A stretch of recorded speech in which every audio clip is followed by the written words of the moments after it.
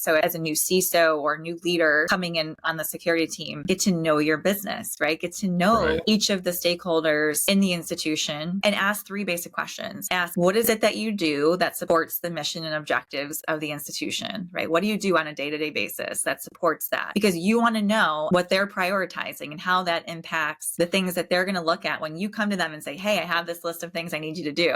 They're like, well, how does that support what I need, right? Why? What's the why behind it? What's the why? They're always going to pick the things that prioritize and support the business. The second thing I ask is, what keeps you up at night? What are you worried about? Because that's when you start to find all kinds of fun stories about, well, geez, we have this like server that's just been sitting in this closet. They have cell phones that they use to test out different technology that they bought off of eBay. Like, you find all kinds of really funny stories. And that helps you identify your risk profile too.